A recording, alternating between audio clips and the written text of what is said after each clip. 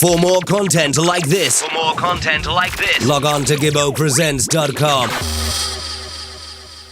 It's Gibbo, and right now I'm joined by a multi-talented young lady here to discuss music, acting, and much more. It is Sevana. Sevana, great to speak with you today. How are you? I'm well, Gibbo. Thank you for having me. Thank you for inviting me to be part of your show, your program. My pleasure. First off, Chronology Tour, Jamaica. You were on stage with Protoje in Kingston. I've seen photos and video from the event, but that doesn't tell the whole story. Can you describe the atmosphere that night for me? So much energy. The whole place was just buzzing with excitement, just waiting for Chronix to, perform, because, that's what the chronology tour is for, to present Chronix. But, when I went on stage, the feedback was incredible. There's a lot of love shown, so I'm grateful for it, It looked like a special night. Social media was going mad. Twitter, Instagram, Facebook. Yeah. Chronix was trending on Twitter, so that's a good thing. It's always a good thing when the show is successful, and it usually trends on social media. So, yeah. You recently held your own event in Kingston, which really caught my attention. A shirt for a show. For the benefit of people watching this who may not be familiar with the show, can you introduce its concept and how and when you came up with it? Right. Okay. So a shirt for a show, I came up with it around last year, I think during summer and how it happened was that I was downsizing my wardrobe, and then I thought about what I could do with the clothes that I was not going to be wearing anymore, and I just thought to give it away to a home. But then I started to think about the number of people who didn't have clothes, and then immediately it just didn't seem like the clothes that I had would be enough to give to everybody. And then I started to think about how I could get more people to give along with me so that more people received. And then, originally the idea was to have several events happening around Kingston where, the incentive was that you'd get to meet different celebrities across Kingston, and you give a little one clothes or whatever, and you gain access to that. But it didn't work out for last year, and I had to downsize it because the logistics was just really complicated. So this year, I think I was at like a business seminar with one of my best friends, Rachel, and she was with another friend of hers who had heard me discuss the idea, and they said, "So what happened to that idea you had last year about people bringing clothes and all the rest of it?" And I was like, "Yeah, you know what? I should really bring that. I should really, commit and complete that goal." And so I got really excited, and I thought about it just being an event where you come to see performances. And then, literally that night I called Yannick, and one of my friends, Yannick, who designed the flyer for a shirt for a show. And I was just like, I think I'm really going to do this. The idea is that people would take clothes that they don't wear anymore, not too destroyed though, or too, tattered, but it's clothes that they wouldn't wear anymore in exchange for a concert. So they just bring it in a bag and they get entry. So instead of paying money, you bring clothes. And he was just like, yes, that's a good idea. And so I came up with the idea on the phone with him, on the name of the show with him. And I went through different ones, and then I finally said a shirt for a show. And he was saying that, yeah, man, that has a ring to it. So yeah, we designed the flyer together, and I shot the video in Rachel's backyard, literally on my phone, and then sent it to another friend of mine for them to edit it. And we did it. We promoted it. I made a couple of appearances to just, sell people on the idea. And I guess it took, because it was really, man, I don't know. I just can't really believe that so many people turned out for that concept. I know that it was a great cause, and I know that the cause is a lot bigger than me, and I'm not the focus whatsoever. But to see people really embrace it, it was beautiful. It just shows that we can we have compassion, and we are able to be there for each other, even though maybe the first instinct is not to be, but if you're encouraged, then it can happen. So we filled up the venue. It was not big of a venue, but we pulled about 500 people that night, and we sorted through, because the following day we did a sorting of the clothes that we received, and we sorted through about 50 bags of clothes, and we visited 10 homes. Yeah, in addition to the Salvation Territorial headquarters. So yeah, that's really what it is. I saw you post photos on Instagram of you dropping the clothes off at the various locations. Were they all in Kingston? Do you want to list a few of them? Yes, they were all in Kingston, and a few of them are St. Anthony's, St. Mary's Child. You had the Maxfield Children's Home. You also had the Women's Center of Jamaica. We also visited the Worthley Girls Home. We went to the SOS Children's Village in Stony Hill. So just different locations around Kingston. Yes, they were all in Kingston. Yeah. Did you tell all the locations in advance that you would be dropping clothes off? And did they know how you acquired all the items? Were they aware of the event? Some of them were not aware of the event, so I explained what the concept was, and I called a few of them to tell them that I was coming by before I went, but others we added on the list that day, so we ended up just showing up and just explaining it, and it was well received for the most part. As you said, round about 500 people. That's a very successful event in my book. When you woke up the next morning after the show and you thought about how many people were there, how many items of clothes were donated, what were your thoughts? What was going through your mind? Were you impressed, surprised, happy, all of the above? I was happy, but then I was also inspired, and I really thought it was a miracle, because a lot of it, so it was me and my friends really that made it possible. I asked people for help, you know what I mean? I didn't pay anybody anything.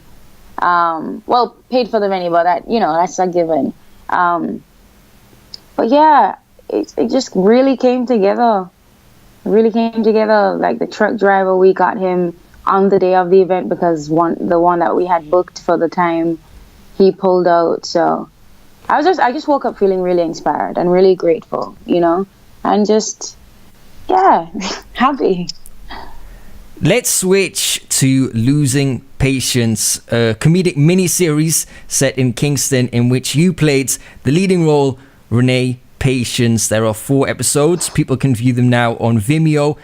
Introduce the concept behind the series and explain what links each episode together. Okay, so the concept behind Renee Patience, right? Losing Patience, which is the series that I'm a part of. It delves into the everyday life of working Jamaicans. The system in terms of like calling corporate Jamaica to get a task done on any given day is a rigmarole. Like it's stress, right?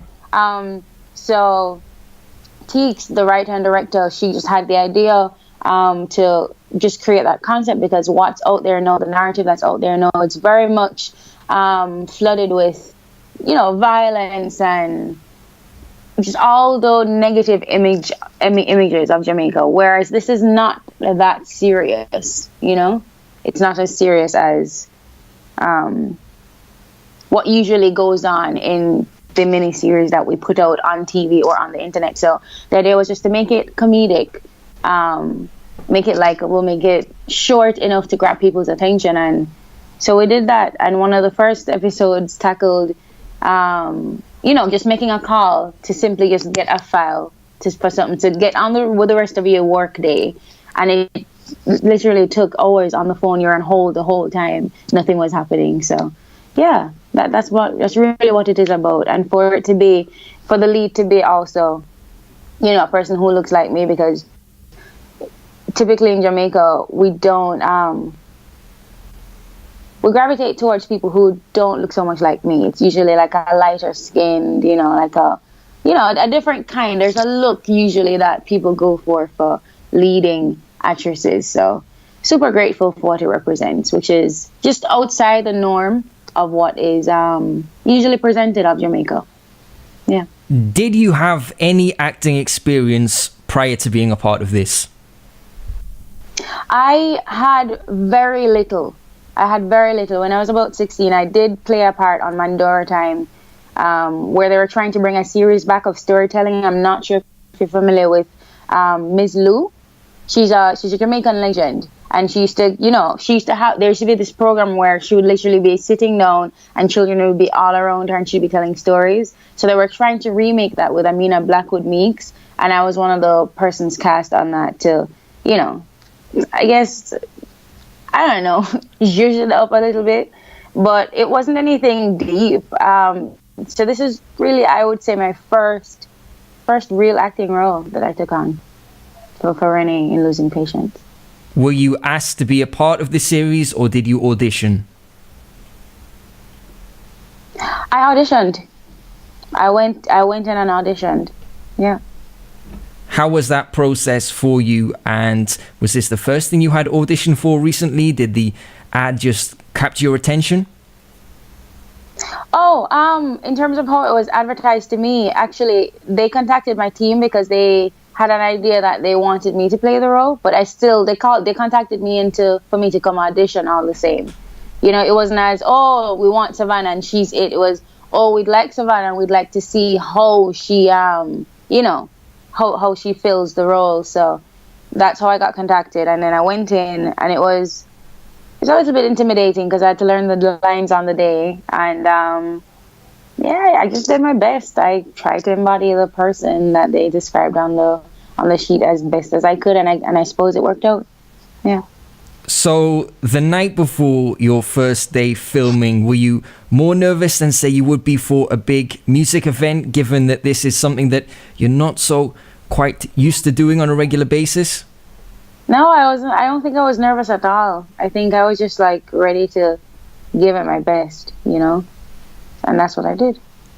No, I didn't really feel nervous, actually, for some reason. Because what it is that the team has made it so where I feel completely comfortable, where if I feel like I'm messing up with anything, I can say, hey, so what would you suggest? And then the director is gracious enough to help guide me. So, yeah. And am I right, there's a second season on the way? There's a second season on the way. We're in pre-production right now. I'm learning the scripts. So you should see episodes out sooner than you think. What, if anything, will be different in the second series, if you're able to reveal any information? Just a little bit. I can't talk about a lot, but I can say that, we'll get a tiny bit more political, where social justice is concerned. That's all I'm going to say. Watch this space. Have you been contacted about other acting opportunities since the release of this miniseries? Yes, I have been, but I'm not really an actress, so I don't want to take on several different acting gigs. I really love the concept of Losing Patience, and I'm really comfortable with the team. So I think for now, this is where I'm gonna live there for a little bit before I just start accepting roles here, there, and everywhere. Because I'm a singer first, I'm a musician first, I'm a writer first. So yeah. So music will always be your priority? Always, for now at least, because I feel like it's very much tied into my purpose and why I'm here. So. What are you working on musically at the moment? Is there an album on the way next year, maybe? There is an album on the way next year. There are 3 upcoming singles to be released in the beginning of 2018, along with a video for the very first single. Super excited about that song. It means a lot to me. And I can't wait to share it. I performed it for the first time at a Shirt for a Show, and the feedback was really good. So I'm excited to share that song, because I think it's really important as a message to be out, Will it be released soon? Can you give me a little bit more information, a title, who produced it, etc.? Well, it was produced. It was produced by the Drum Keys. The title is Justice, and it'll be released in January. In terms of the album, have you started work on it? If you are, how far are you through the process? If you haven't started, when will you be starting? Give me a timeline of things. My timeline is difficult to pin down, but I think definitely before September. We're looking before September. It might change because you know how music is. But I'm in the process of it. We've completed. I've written a million songs. Not a million to as like literally a million, but I've written a lot of songs. So, and I've demoed about 7 songs so far, and then I'm going into studio this week with the different producers to, demo even more songs. So it's just a matter of choosing the best demos and the best the songs with the best feel. So we're pretty far along because once the demo is completed and we listen and we choose, then there's a re-recording of my performance. There's tightening up of the instruments, and layering and putting together, I guess, of the instruments of the track. And then there's a mixing and then there's a mastering. So we're pretty far along. Yeah. You released your self-titled EP in July of 2016. What are your thoughts on it as a body of work now, around about a year and a half after you released it? Well,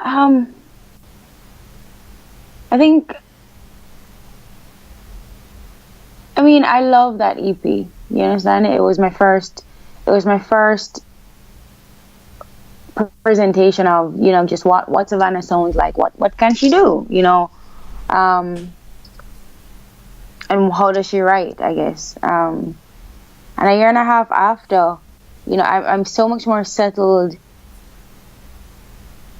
in myself, where I feel like I'd be a lot more vulnerable, it's always interesting how you want to change your work. Like you put a body of work on it and you're like, well, maybe I could have done that differently. But yeah, a year and a half after, I'm still quite proud of it. And I'm happy that I got to work with the producer that I got to work with, Winter James, along with Protoje.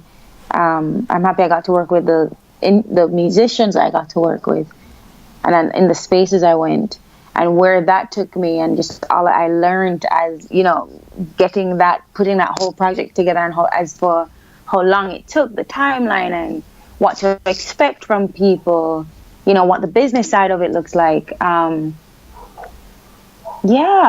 feel quite proud of it.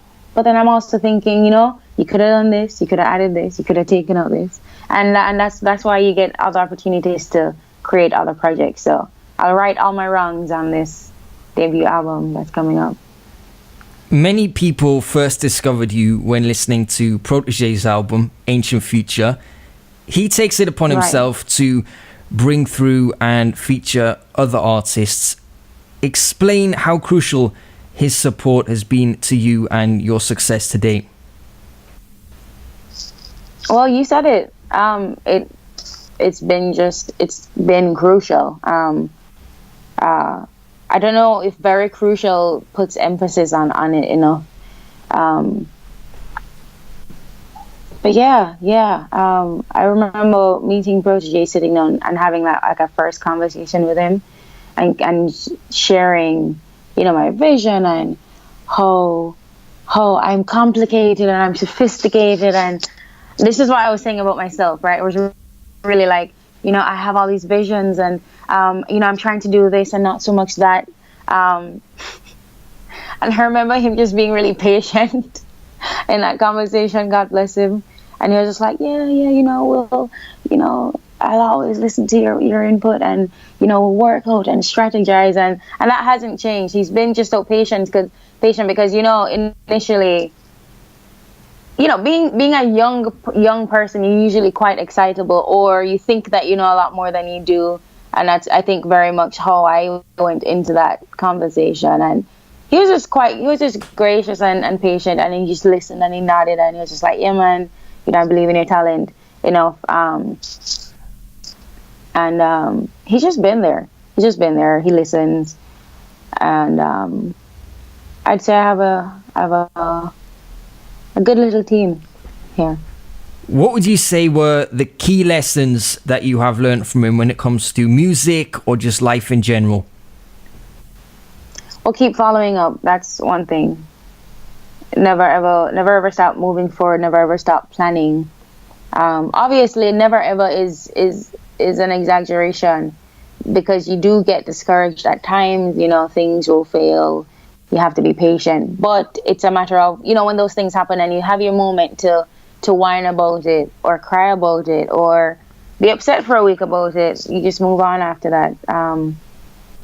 Another thing I really learned is to get an idea of how the music business side of things work, because if I had my way, if I could, I would just not involve myself with that side of it at all, because I find it very stressful. I just want to sing and write, But I found it very important to understand how it works, what the percentages for the splits mean on a track, down to what the different legal jargons mean when you're signing a contract. So, yeah, I've learned that as well. And I've learned to just really stay focused on what your vision is, because even though you might be young and you might not even be sure fully what it is, you'll still have an idea, you still have a concept. For me, I feel like I've been more or less quite sure about the direction I'd like to be placed in, I'd like to go in. So it's a matter of not having people really suggest and pull you outside of that, because you know why you do what you do, why you're making the music that you're making, and for me, I know that it's absolutely necessary that I'm doing this right now. And if I'm not being honest and true to how exactly I see it happening, then it won't make sense. If I take on any other person's perspective as my own and represent that, then I'll be completely defeating the goal, What do you think motivates Protoje to help and support other artists in the way he does? It's great to see. It speaks to him as a person, but it's not something that everyone in his position would do. I think, okay, so from knowing him, I think he'd answer that question best. But from knowing him, I would say that he understands what it means to receive support. I think when he was coming up in music, and it took him a while, as he would tell you, that support that he got from the people who saw something in him, it really helped to validate that, he should be doing it. And I think he just wants to pay that forward, because it was so integral in his, success or, story. So I think I would say that's my best idea of why he does it. Before we finish, is there anything else you'd like to mention that we haven't touched on already, or anyone that you'd like to big up? No, I just want to... What could I touch on? I don't know. Big up yourself for inviting me on the show. Big up my mother, father, everybody who supports me, Rachel, the whole In.Digg collective team, In.Digg.Nation collective team. And yeah, I just look out for new things happening in the new year from me. You can expect that. I'm not the most, enthusiastic of personalities, but yeah, just look out for more. And you can, if you'd like to follow along with me, you can on Instagram or Twitter or YouTube or Facebook on the Sevana Siren. Sevana, thanks a lot for taking time to chat. I wish you continued success. I look forward to hearing the album and everything else that you're up to in the next year and beyond. Gibbo presents